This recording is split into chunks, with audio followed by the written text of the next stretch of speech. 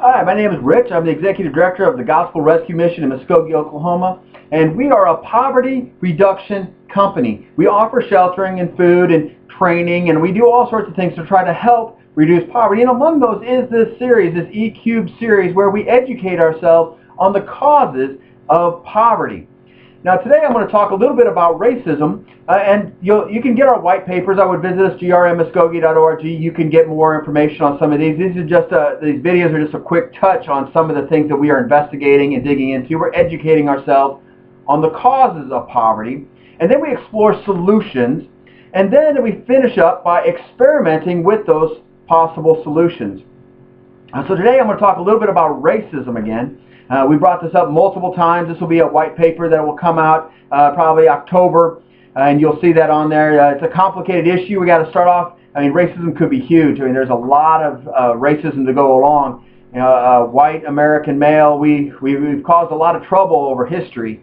But we're going to focus this first one strictly on the African Americans. But a lot of the things we're discovering actually tie in with other forms of discrimination and oppression that has been done by primarily by white Americans. White Americans have caused a lot of trouble. So, but anyway, there's other places, other people who have done it, but it's been primarily us. So today I'm going to talk a little bit about racism, and I'm just going to point this one out that as we were doing our disability investigation, we came across this concept that sometimes racism has caused a disability, a mental disability in some cases, physical disabilities in the more severe cases. And so when we talk about disabilities at a future video and you see our white paper, you're going to see that these are starting to connect. And you'll even see this series, when you get this paper, that it also ties in with domestic abuse, which is our September paper that will come out. So taking a look at, we're going to look at 8 areas that we're talking about African American racism against African Americans and how slavery led its way in to create as a part of poverty. This is the education piece for you. So just 8 of these. I'm going to cover 4 in this video and 4 in the next video. The first one was slaves were discouraged from learning. Illiteracy was really prevalent, even though many taught themselves to read or found someone who could teach them to read and would learn how to read and overcome that barrier. But illiteracy in our modern world is an issue that creates poverty. If you can't read, you can't apply for jobs, you can't really do very well, definitely can't excel. You're limited in your learning ability. If you can't read books, magazines, articles, blogs, whatever else is out there, you're going to lose out. So illiteracy was an issue from racism, that is from slavery, that has continued on. You know, during Jim Crow time, they tried to discourage schools. You know, send you only to these special black-only schools, and they discouraged literacy. The second one was it was an unpaid workforce. You know, they used unpaid labor to produce wealth and profit for slave owners. They worked from dusk to dawn, or dawn to dusk every day, working their fingers to the bone for no pay. Well, a lot of times that's changed the mindset of it. This is an expectation. Well, they can work that hard. Let's just keep driving them. And you see this in factories. You see, well, they're just unpaid. You know, they're the low-skilled labor. They push them in that direction. So that legacy from slavery continues on. A lot of people still look down on those low-level jobs as that. And the third legacy, the third thing that from slavery that still impacts and creates poverty today for those of African American descent is a broken legacy. You know, there are some great families that got separated and they never found out what happened to their family members. They got divided up. Even when those when a African American slave couple would have children, there would be great fear that their family would get separated and their little girl, their little boy would get sold off to someplace else. Very common took place. So when you start to destroy those families, that family element, that family is powerful in avoiding poverty because you work together, you're stronger together, these things all work together. So that broken legacy has done that. Also, we're going to talk about this more when we talk about broken traditions.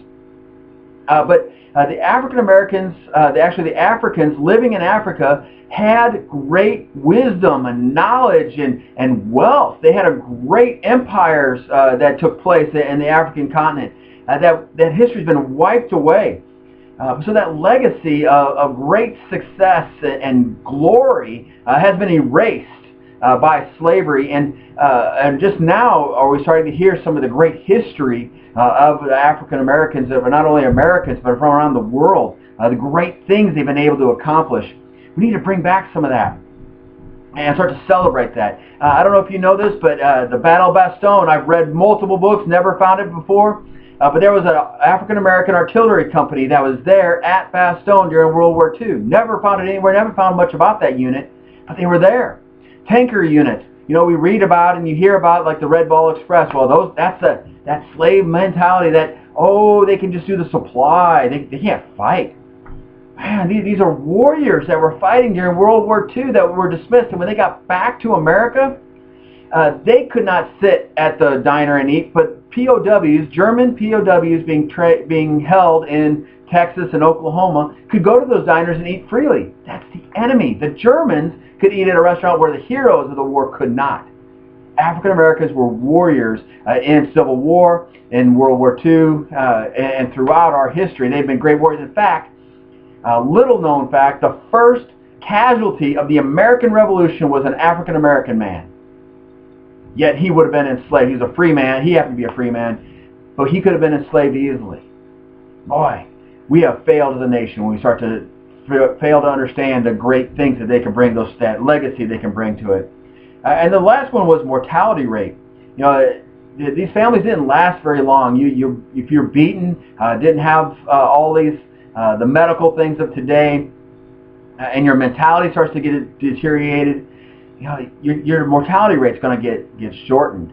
And so there's illnesses and diseases that tend to be only focused on the African Americans. And it's part of that legacy that creates that poverty. Well, this has been E Cubed. We're educating ourselves on this. And so we want to explore some of the possibilities, some of the solutions. And the first one is just go read. You know, find where were the African Americans in combat? Where were the African Americans in different things that have taken place in our history? Also, go back and read African history from Africa. These were great empires. They have great knowledge. They have wisdom that we got lost on. You know, we got to start elevating these men and women, this culture up, and say they were incredible. They were an important part of our society. This doesn't make me any less. It makes them greater. It makes me greater too, because we can learn from them and grow from them. So we're going to experiment with just learning more about that culture. Let me know what you've learned, and we can apply some of these things.